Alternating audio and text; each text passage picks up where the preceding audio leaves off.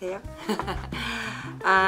오늘은 우리가 작년에 은흥가에서 토종벼, 보리벼랑 그 다음에 한원식 밭벼 이 두 가지를 재배를 했어요. 재배를 하고 올해 한원식 밭벼를 전국의 회원들에게 공급을 했는데 사실은 이게 처음으로 이렇게 밥을 해봤어요.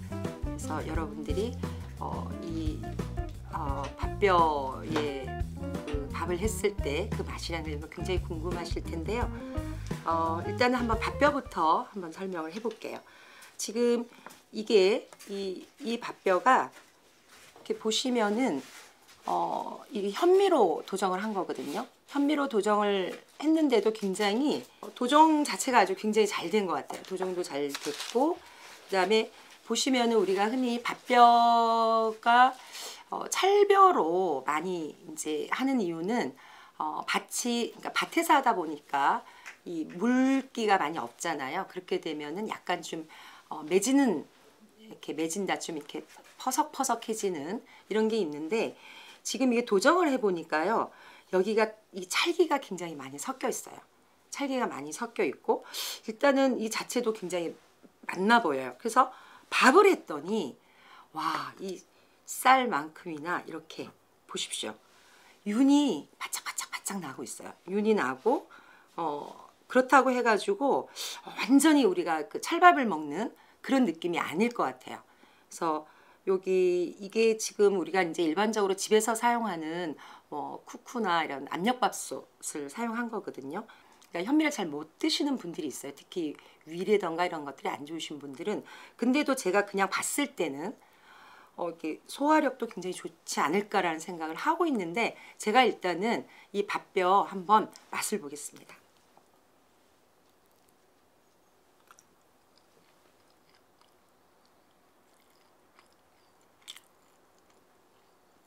제 표정 보이시죠? 굉장히 달고 구수하고 부드럽고, 그리고 그 현미가 갖는 그 거친 그런 게 전혀 없어요.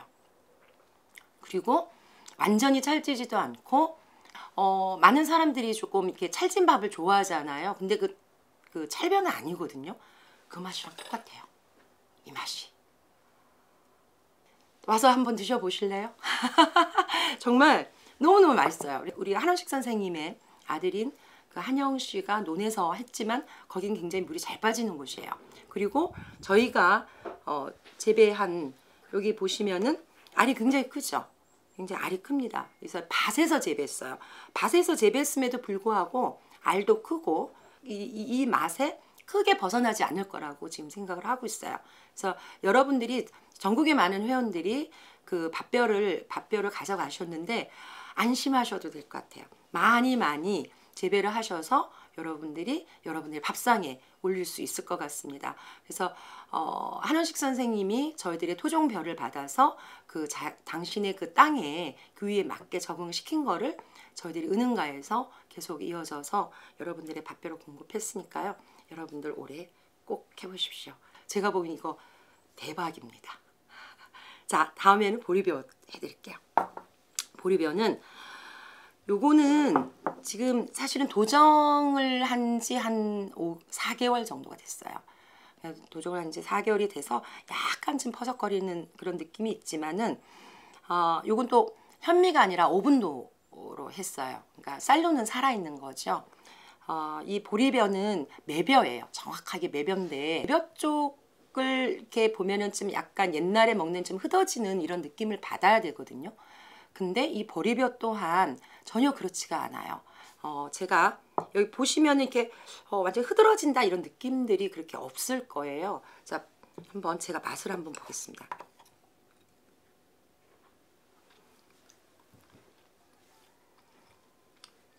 네.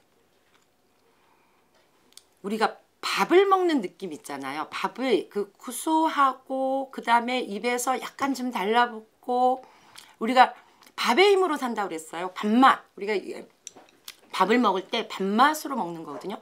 반찬 맛으로 먹는 게 아니라 밥맛으로 먹는데 정말 이 보리벼도 이 밥맛으로 먹을 수 있는 거예요. 그래서 아주 매지지 않고 요즘 사람들이 약간 찰진 거 좋아하는데 약간의 현미임에도 불구하고 좀 찰진 맛이 있다면 이거 같은 경우는 오븐돔이거든요. 오븐돔인데도 약간의 그 찰진 맛이 조금 들어가 있어요. 들어가 있고 그 밥맛, 구수한 그 향 이것들이 그대로 살아 있고요. 보리벼는 여러분들이 이제 그 색깔 같은 경우 굉장히 이게 보라색이잖아요. 그래서 경관으로도 굉장히 좋았는데 많은 사람들이 매벼니까 요즘에 아이들 입맛에 맞지 않을 거라고 생각하는데 전혀 다릅니다. 아이들이 이 밥맛으로 밥을 많이 먹을 수 있을 것 같아요. 그리고 이 보리벼는 이렇게 까락이 있어요. 이렇게 보시면은 이렇게 좀 우리가 토종쌀이 특징이기도 하죠. 뭐 모든 토종쌀들이 까락이 있는 건 아니에요. 까락이 있지만은 요게 지금 보시면은 요 정도 알 크기도 굉장히 적당하고요. 그래서 그리고 우리가 보리벼는 보는 맛, 그 다음에 먹는 맛. 그러니까 분홍색이니까 쌀이 분홍색이라고 생각하면 안 됩니다. 그건 까락만 그렇게 되고요. 이렇게 볼 때는 그대로 오븐돔이니까 그렇고 백미로 하면 조금 더 하얘지겠죠. 근데 가능하면 쌀눈이 좀 살아 있어서 먹어도 전혀 거친 감이 없는 보리벼입니다. 제가 보리벼를 선택하는 이유가 뭐냐면 우리가 저 신동진이라는 1mm라던가 이렇게 한 가락을 세어 보면요. 120개 정도가 나요. 100개에서 120개가 나오거든요. 보리벼도 마찬가지입니다. 120개 나옵니다. 밭올벼도 100개 정도 나옵니다. 근데 이 밭올벼는 재밌는 게 알이 이렇게 두꺼워요. 그죠? 충분히 그 무게에 그 값어치를 하고 있죠. 그리고 밭벼로 올라갔을 때는 조금 다릅니다. 밭벼는 우리가 분열이 좀 덜 돼요. 그러니까 논으로 들어가면은 분열이 20개가 되는데 밭벼로 들어가면은 한 절반 정도로 떨어진다고 보시면 되고요. 그 다음에 논벼로 들어갔을 때는 물이 그 많은 영양분을 가둬둬요. 근데 밭에 들어가면은 사실은 가둬두는 역할들이 없기 때문에 조금 흩어져요. 그래서 밭벼로 들어갈 때는 그냥 아주 척박한 것보다도 유기물들이 조금 들어가 있는 그런 데가 좀 낫습니다. 서로 유기물이 없다 하더라도 좀 척박하더라도 좀 수확량은 좀 적겠죠. 우리가 태풍이 오고 했을 때는 논 같은 경우 보리벼는 도복률이 없습니다. 도복이 되지 않습니다. 거의 안 쓰러집니다. 마찬가지로 밭올벼도 키가 작기 때문에 그렇게 도복이 되지 않고요.